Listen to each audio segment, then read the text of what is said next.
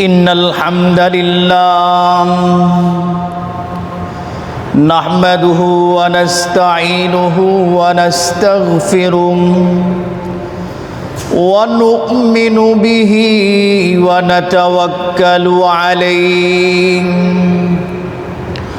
ونعوذ بالله من شرور أنفسنا ومن سيئات أعمالنا من يهده الله فلا مضل له ومن يضلل فلا هادي له ونشهد أن لا إله إلا الله وحده لا شريك له ونشهد أن سيدنا وسندنا وحبيبنا وحبيب ربنا وطبيبنا وطبيب قلوبنا ومولانا محمدا عبده ورسوله صلى الله تعالى عليه وعلى آله وأصحابه وبارك وسلم تسليما كثيرا أما بعد فقد قال الله سبحانه وتعالى أعوذ بالله من الشيطان الرجيم بسم الله الرحمن الرحيم ولله على الناس حج البيت من استطاع إليه سبيلا وقال رسولنا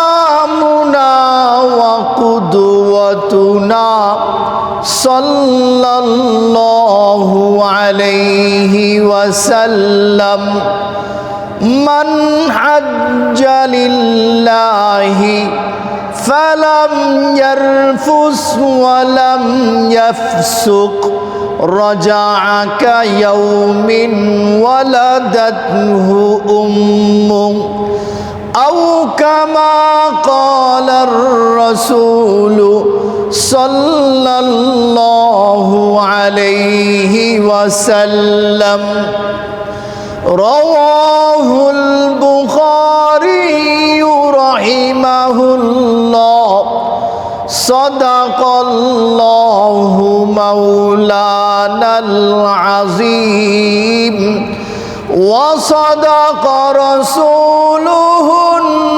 النبي الكريم ونحن على ذلك لمن الشاهدين والشاكرين والحمد لله رب العالمين حمد اول اس خدا کی جس نے بخشا زندگی حمد اول اس خدا کی جس نے بخشا زندگی फिर सना है उस नबी पर जो सिखाया बंदगी। हर लहज़ा है मोमिन की नहीं शानो नहीं आन, गुफ्तार में किरदार में अल्लाह की बुरहान। गफ्फारियो क़हारियो कुद्दूसियो जबरूत, ये चार अनासिर हो तो बनता है मुसलमान। हमसाये जिब्रील अमी बंदाए खाकी, हमसाये जिब्रील अमी बंदाए खाकी, है उसका नशीमन न बुखारा न बदख्शान। ये राज किसी को नहीं मालूम के मुमिन कारी नजर आता है, हकीकत में है कुरआन। सम्मानित मुसल्लियाने किराम, शुरूतेई महान परवरदिगारे आलम महामहिम प्रतिपालक सर्वमय क्षमतार अधिकारी रहमान रहीम महान आल्लाह पाक रब्बुल आलामीनेर दरबारे लाखो कोटी शुक्रिया ज्ञापन करছি, যিনি দয়া আর অনুকম্পা প্রদর্শন করে আমাদেরকে আজকে জুমার নামাজের উদ্দেশ্যে মসজিদে আসবার বসবার তৌফিক এনায়েত করেছেন। এই জন্য অন্তরের অন্তঃস্থল থেকে কালিমাতুশ শুকুর আদায় করি। সকলেই পড়ে নেই আলহামদুলিল্লাহ। সম্মানিত হাজরিন, আমরা গত কয়েকদিন আগে আল্লাহ পাক রব্বুল আলামিনের নৈকট্য ভাজন হবার জন্যে বিশেষ একটি বিধান উজহিয়া কোরবানির বিধান আমরা পালন করেছি। সম্মানিত হাজরিন, আল্লাহ পাক রব্বুল আলামিন আমাদের জীবনের প্রত্যেকটি পরতে যে সকল ইবাদত বন্দেগীর ব্যবস্থাপনা রেখেছেন সেগুলো আমাদের বাস্তবায়ন করতে হবে। তবে বোঝা যাবে আমরা আল্লাহ পাক রব্বুল আলামিনের বিধান মেনে চলছি, আল্লাহ পাক রব্বুল আলামিনের দেওয়া নির্দেশনা মেনে তার নিষেধাজ্ঞা থেকে দূরে থেকে জীবন যাপন করছি। প্যারে হাজরিন, এই সময়ে ইসলামের গুরুত্বপূর্ণ আরেকটি ইবাদত হজ, এই হজের বিশেষ ইবাদত পালিত হচ্ছে। সম্মানিত হাজরিন, আমাদের বাংলাদেশ থেকে হজ পালনের উদ্দেশ্যে যারা সৌদি আরবের মক্কায় পৌঁছেছেন, হজ পালন করেছেন করছেন, এই হজের বিধান এটিও আমাদের জন্য একটি মৌলিক বিধান। প্যারে হাজরিন, তাহলে এই হজ সম্পর্কে আমাদের ভালোভাবে সঠিকভাবে হজের বিধিবিধান জানার দরকার আছে না নাই? জানার দরকার আছে। যদি বিধান জানি তাহলে মানতে সহজ হবে। যদি হজের বিধান না জানি, হজের ফজিলত সম্পর্কে না জানি, হজের নির্দেশনা সম্পর্কে না জানি, তাহলে এই বিধান আমাদের বাস্তব জীবনে প্রয়োগ করা, বাস্তবায়ন করে দেখানো সম্ভব হবে না। সম্মানিত হাজরিন, তাহলে হজের বিধান দিয়েছেন কে? স্বয়ং আল্লাহ পাক রব্বুল আলামিন। আল্লাহ পাক রব্বুল আলামিন ঐশী গ্রন্থ আল কোরআনের সূরা বাকারার 196 নম্বর আয়াতে ঘোষণা করেছেন, আল্লাহ পাক রব্বুল আলামিন বলছেন, ওয়া আতিম্মুল হাজ্জা ওয়াল উমরাতা লিল্লাহ। আল্লাহ পাক রব্বুল আলামিন এই আয়াতের মধ্যে বলছেন, ও আমার বান্দারা, আমার মুমিন বান্দারা, তোমরা একমাত্র আমি আল্লাহর সন্তুষ্টির জন্য হজ এবং ওমরার বিধান পালন করো। তাহলে হজ পালন করতে বলেছেন কে? স্বয়ং আল্লাহ পাক রব্বুল আলামিন। আল্লাহ পাক রব্বুল আলামিন ঐশী গ্রন্থ আল কোরআনের সূরা আলে ইমরানের 97 নম্বর আয়াতে ঘোষণা করেছেন, ওয়ালিল্লাহি আলান নাসি হিজ্জুল বাইতি মান ইসতাতা ইলাইহি সাবিলা। আল্লাহ পাক রব্বুল আলামিন বলছেন যে আমি আল্লাহর সন্তুষ্টির জন্যে ওই ব্যক্তিদের উপরে হজের বিধান ফরজ করা হয়েছে যাদের বাইতুল্লাহর সফরের সামর্থ্য রয়েছে। বাইতুল্লাহর সফরের সামর্থ্য রয়েছে অর্থাৎ যে ব্যক্তির এই পরিমাণ সম্পদ রয়েছে, যেই পরিমাণ সম্পদ থাকলে ওই ব্যক্তি বাইতুল্লাহ তথা মক্কা মদিনা থেকে ঘুরে আসতে পারে, যে পরিমাণ সম্পদ থাকলে এই সময়ের মধ্যে তার পরিবার পরিজন চলতে পারে। পেয়ারে হাজরিন, আল্লাহ পাক রব্বুল আলামিন ঘোষণা করেছেন এই রকম সামর্থ্যবান ব্যক্তিদের জন্যে আমি আল্লাহর সন্তুষ্টির উদ্দেশ্যে হজের বিধান ফরজ করে দেওয়া হয়েছে। তাহলে এই হজের বিধান ফরজ করেছেন কে? আল্লাহ পাক রব্বুল আলামিন হজের বিধান ফরজ করেছেন এবং সামর্থ্যের কথা ঘোষণা করেছেন। একজন ব্যক্তির মধ্যে যদি 5টি শর্ত পাওয়া যায় তাহলে ওই ব্যক্তির উপরে হজ ব্রত পালন করা ফরজ হয়ে যায়। সম্মানিত হাজরিন, কয়টা শর্ত থাকতে হবে? 5টা শর্ত থাকতে হবে। এর মধ্যে 1 নম্বর শর্ত হচ্ছে ওই ব্যক্তি মুসলমান হতে হবে। 2 নম্বর শর্ত ওই ব্যক্তি প্রাপ্ত বয়স্ক হতে হবে। 3 নম্বর শর্ত ওই ব্যক্তির বিবেক সম্পন্ন হতে হবে। সুতরাং নাবালেগের উপরে, অপ্রাপ্ত বয়স্কের উপরে এবং যে ব্যক্তি পাগল ওই ব্যক্তির উপরে হজের বিধান ফরজ নয়। সম্মানিত হাজরিন, 4 নম্বর শর্ত হচ্ছে স্বাধীন হতে হবে। এর অর্থ হলো কৃতদাস হলে তার উপরে হজের বিধান ফরজ হবে না। কৃতদাস প্রথা কি এখনো আছে? এখন নেই। ইসলাম কৃতদাস প্রথাকে, দাস দাসীর প্রথাকে পুরো বিশ্ব থেকে নিশ্চিহ্ন করে দিয়েছে। ইসলাম পূর্ব যুগে কৃতদাস, কৃতদাসী, দাস দাসীর প্রথার প্রচলন হয়েছিল। ইসলাম আসার পরে আস্তে আস্তে দাস দাসীর প্রথাকে দুনিয়া থেকে নিশ্চিহ্ন করে দিয়েছে। সম্মানিত হাজরিন, তাহলে হজ ফরজ হবার জন্য 4 নম্বর শর্ত হলো স্বাধীন হতে হবে। এর অর্থ হলো কৃতদাসের উপরে হজের বিধিবিধান ফরজ হবে না। 5 নম্বর সামর্থ্যবান হতে হবে। সম্মানিত হাজরিন, হজ ব্রত এটি এমন একটি ইবাদত যে ইবাদতের সাথে শরীর এবং অর্থ দুটি বিষয়ই সম্পৃক্ত রয়েছে। শুধুমাত্র শারীরিক সুস্থতা থাকলে হজের বিধান ফরজ হয় না। যেমনটি নামাজের বিধান ফরজ হয়, যেমনটি রোজার বিধান ফরজ হয়, এমনিভাবে শুধুমাত্র আর্থিক সামর্থ্য থাকলে হজের বিধান ফরজ হয় না।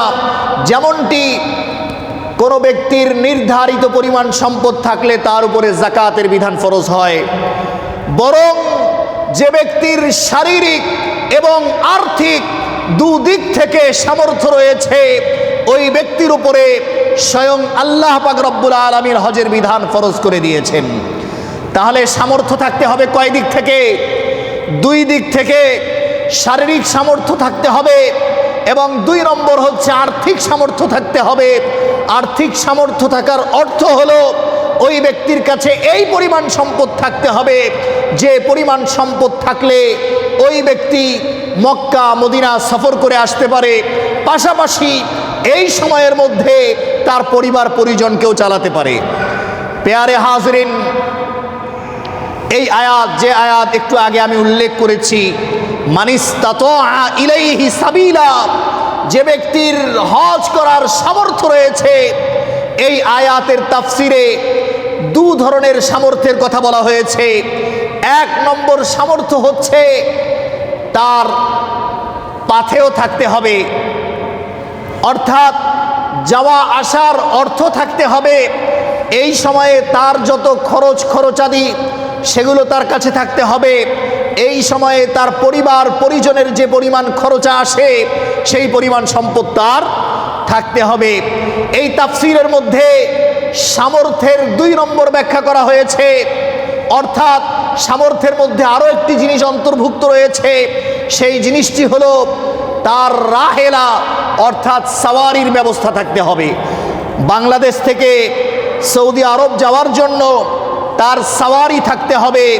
পেয়ারে হাজরিন, এই সাওয়ারির ব্যবস্থাপনা করার দায়িত্ব যেহেতু অন্য দেশ বাংলাদেশ সৌদি আরব এক দেশ নয়, এজন্য এই সাওয়ারির ব্যবস্থা তো সরকারের পক্ষ থেকে রয়েছেই। আমরা শুধুমাত্র আর্থিক যোগান দিলেই এই সাওয়ারির ব্যবস্থা আমাদের জন্য হয়ে যায়। পাশাপাশি যদি কোনো ব্যক্তির কাছে যাওয়া আসা এই সময়ের খরচাদি এবং পরিবার পরিজনের খরচাদি তার কাছে থাকে, তাহলে ওই ব্যক্তির উপরে যাকাতের বিধান আল্লাহ পাক রব্বুল আলামিন ফরজ করে দিয়েছেন। তাহলে বোঝা গেল একজন মানুষের মধ্যে 5টি শর্ত থাকলে ওই ব্যক্তির হজের বিধান আল্লাহ পাক রব্বুল আলামিন তার জন্য ফরজ করে দিয়েছেন। 1 নম্বর মুসলমান হওয়া, 2 নম্বর বালেগ তথা প্রাপ্তবয়স্ক হওয়া, 3 নম্বর আকেল তথা বিবেক সম্পন্ন হওয়া, 4 নম্বর হৌর তথা স্বাধীন হওয়া, আর 5 নম্বর সামর্থ্যবান হওয়া। এই 5টি শর্ত যদি কারো মধ্যে থাকে তাহলে ওই ব্যক্তির উপরে হজের বিধান ফরজ করেছেন কে? আল্লাহ পাক রব্বুল আলামিন। এই শর্তগুলোর মধ্যে বয়সের কি কোনো শর্ত আছে?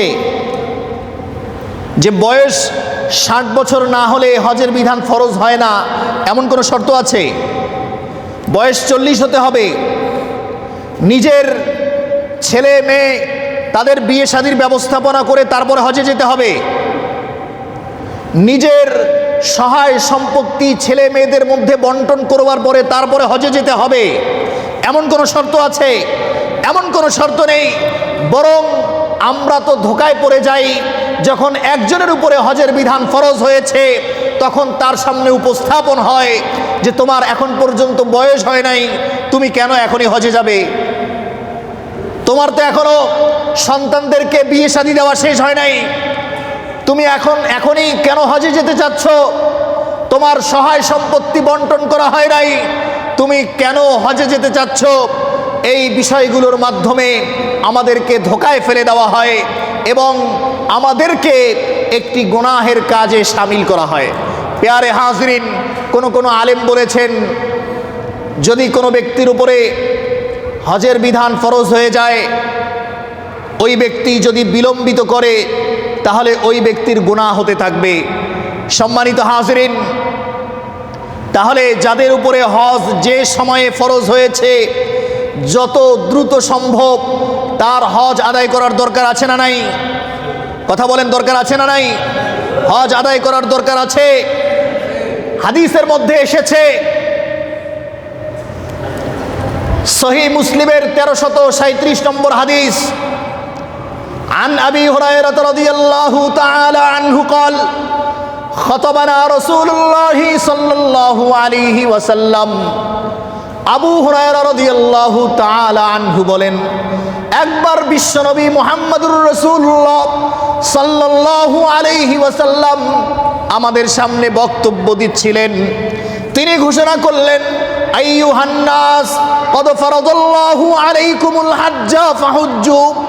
আল্লাহর রাসূল সাল্লাল্লাহু আলাইহি ওয়াসাল্লাম ঘোষণা করে দিয়েছেন, ও আমার উম্মতের দল, তোমাদের উপরে স্বয়ং আল্লাহ পাক রব্বুল আলামিন হজের বিধান ফরজ করে দিয়েছেন।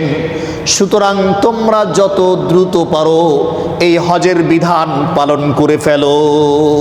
ফাহুজ্জু, তোমরা হজ করে ফেলো, বিলম্বিত করো না।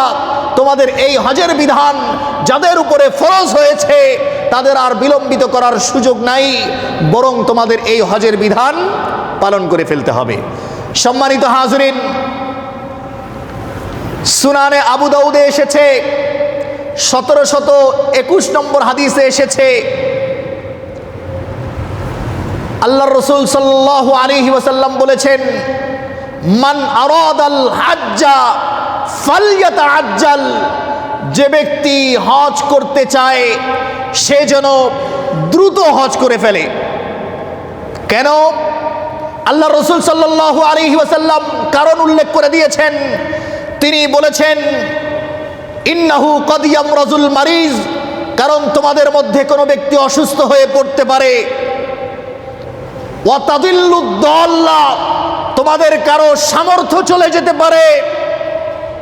ওয়া তারিদুল হাজা, তোমাদের কারো সামনে এমন প্রয়োজন দেখা দিতে পারে যে প্রয়োজন দেখা দিলে আর হজ করতে যাওয়া যাবে না। এই জন্য যারা হজ করতে চাও, যাদের উপরে হজের বিধান ফরজ হয়েছে, তাদের আর বিলম্বিত করা যাবে না, বরং যত দ্রুত সম্ভব এই হজের বিধান পালন করতে হবে। সম্মানিত হাজিরিন, আল্লাহর রসুল সাল্লাল্লাহু আলাইহি ওয়াসাল্লাম বলছেন হজ তাড়াতাড়ি পালন করতে হবে। আপনাকে যদি কেউ বোঝায় যে আপনার বয়স না হলে হজ করার দরকার নাই, আপনার ছেলে মেয়েদেরকে বিয়ে না দিলে হজ করার দরকার নাই, আপনার সন্তান সন্ততিদেরকে সম্পদ বন্টন করে না দিলে হজ করার দরকার নাই, আল্লাহর রসুল সাল্লাল্লাহু আলাইহি ওয়াসাল্লাম এক কথা বলেন, এই জাতীয় কথা যদি আর কেউ বলে তাহলে রসুলের সাথে এই কথার সাংঘর্ষিক হবে কিনা? কথা বলেন, সাংঘর্ষিক হবে কিনা? তাহলে বোঝা যায় রসুলের পথের বিপরীতে যেহেতু শয়তানের পথ, যদিও এই কথাগুলো আপাত দৃষ্টিতে কখনো কখনো যৌক্তিক মনে হতে পারে, কিন্তু প্রকৃত অর্থে আপনাকে হজ করার ক্ষেত্রে বিলম্বিত করার যে পরামর্শ দেয়, এই পরামর্শ শয়তানি পরামর্শ ছাড়া অন্য কিছু হতে পারে না। সম্মানিত হাজিরিন, এই হজের বিধান পালন করতে হবে যত দ্রুত সম্ভব পারা যায় তত দ্রুতই। সহিহ ইবনে হিব্বানের 3695 নম্বর হাদিসে এসেছে, আবু সাঈদ খুদরি রাদিয়াল্লাহু তাআলা আনহু হাদিস বর্ণনা করেছেন। তিনি বলছেন, আল্লাহর রাসূল সাল্লাল্লাহু আলাইহি ওয়াসাল্লাম একটি হাদিসে কুদসি বর্ণনা করেছেন। এই হাদিসের মধ্যে আল্লাহ পাক রব্বুল আলামিন বলেন, ইন্না আবাদান সাহাহতু লাহু জিসমাহু,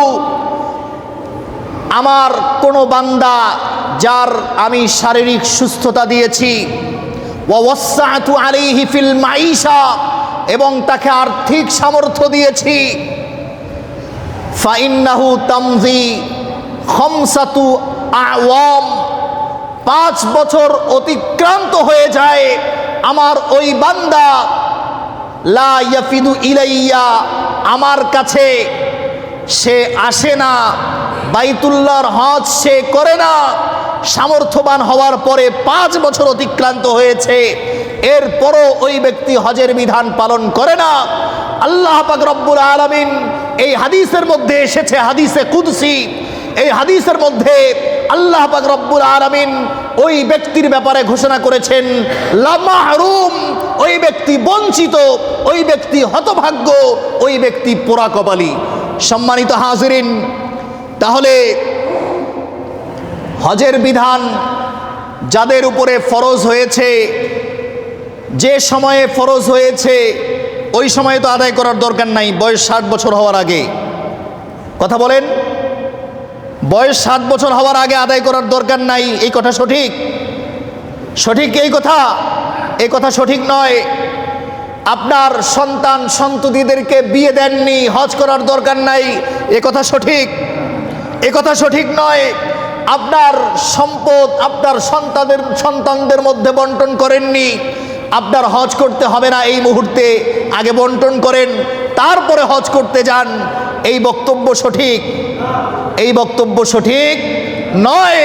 বরং আল্লাহর রাসূল সাল্লাল্লাহু আলাইহি ওয়াসাল্লাম যে হাদিস আমি একটু আগেই উল্লেখ করেছি, এই হাদিসের মধ্যে বলেছেন যে ব্যক্তির হজের ইচ্ছা রয়েছে, সামর্থ্য রয়েছে, যে ব্যক্তির উপরে হজের বিধান ফরজ হয়েছে, ওই ব্যক্তি যত দ্রুত সম্ভব সে যেন হজ করে ফেলে, কারণ সে তো অসুস্থ হয়ে পড়তে পারে।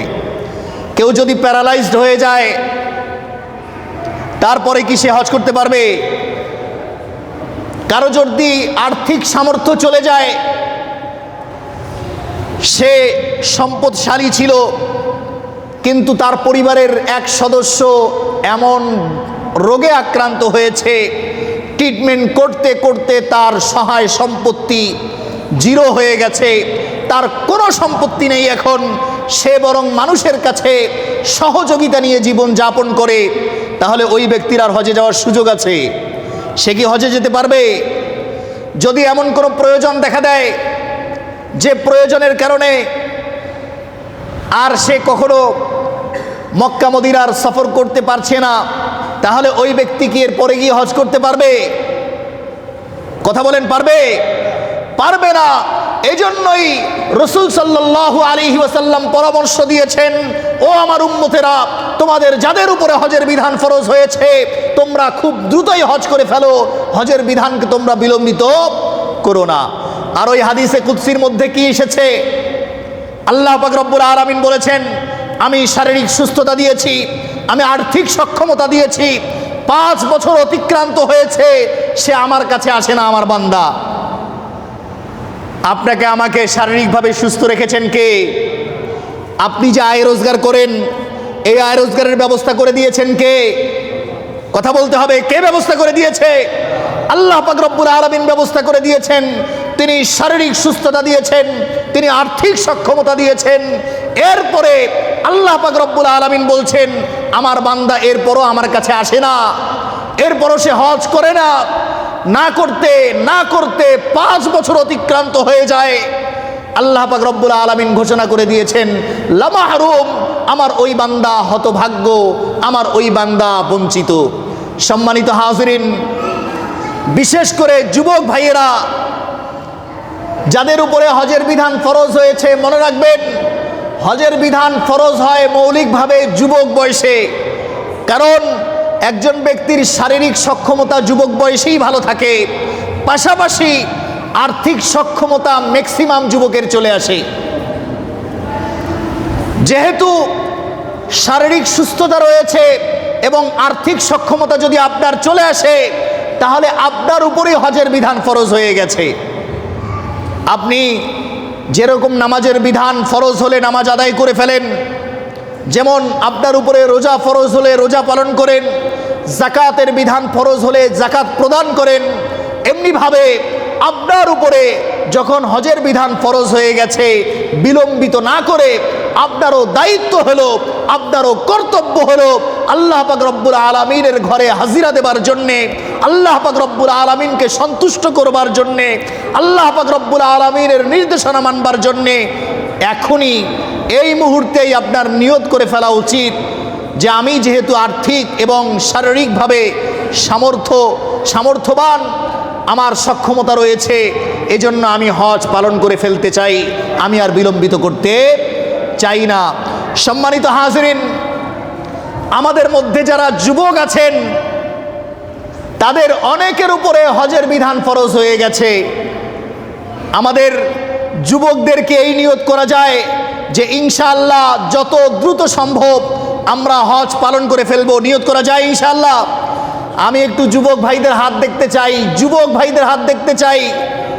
যুবক ভাইরা ইনশাআল্লাহ দেখি, নিয়ত করি ইনশাআল্লাহ।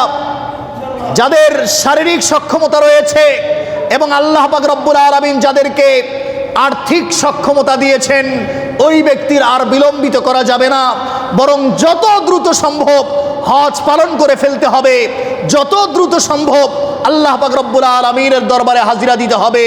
এজন্য আসুন, বিশেষ করে যুবক ভাইয়েরা, এছাড়া আরও যাদের উপরে হজের বিধান ফরজ হয়েছে কিন্তু হজ পালন করতে পারি নাই, এখনই নিয়ত করে ফেলি ইনশাআল্লাহ যত দ্রুত সম্ভব হজের বিধান পালন করব। আল্লাহ পাক রব্বুল আলামিন আমাদের সকলকে তৌফিক দান করুক, সকলেই বলি আমিন। সম্মানিত হাজিরিন, একটি দুঃখজনক সংবাদ হচ্ছে, পুরো বাংলাদেশে রাসেলস ভাইপার নামের এক সাপ প্রায় অনেক জেলায়, 27টি জেলায় ছড়িয়ে পড়েছে। অত্যন্ত বিষাক্ত সাপ, যে সাপের অ্যান্টিভেনম এখন পর্যন্ত খুঁজে পাওয়া যায়নি। সহযোগী মেডিসিন প্রয়োগ করে কিছুটা আশা করা যাচ্ছে যে হয়তো একজন ব্যক্তিকে ওই সাপ কামড় দিলে যদি ওই সহযোগী ওষুধ প্রয়োগ করা হয় তাহলে হয়তো সে বেঁচে যাবে। কিন্তু যেহেতু সরাসরি এটার কোনো মেডিসিন আসেনি, এটার কোনো অ্যান্টিভেনম আসেনি, এই কারণে একজন ব্যক্তিকে এই সাপে কামড় দিলে সমূহ সম্ভাবনা যে ওই ব্যক্তিকে আর বাঁচানো যাবে না। রাসেলস ভাইপার চন্দ্রবোরা এই সাপটি দেখতে কিছুটা গায়ের রং অজগর সাপের মতো। নতুন করে বিশেষ করে যে জেলাগুলোতে নদী বা বড় ছোট নদী রয়েছে সেই নদীর আশপাশ জায়গাগুলোতে বেশি ছড়িয়ে পড়েছে। পাশাপাশি দেখা যাচ্ছে আমাদের নীলফামারী জেলায় নতুন করে নয় বরং এর আগেই নীলফামারী জেলায়ও এই সাপের উপদ্রব দেখা গিয়েছে।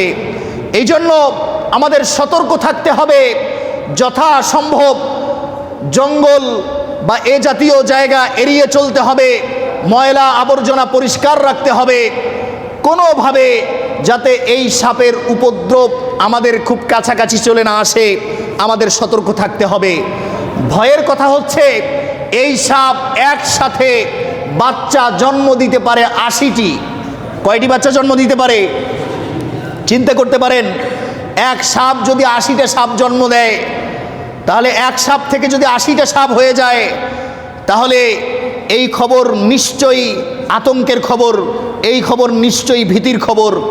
এজন্য আমাদের সতর্ক থাকতে হবে, যথাসম্ভব আমরা সচেতন থাকার চেষ্টা করব। বিশেষ করে এই দিনগুলোতে যে সময়গুলোতে বৃষ্টি হয় এই সময়গুলোতে তারা শুকনা জায়গায় বেশি চলে আসে।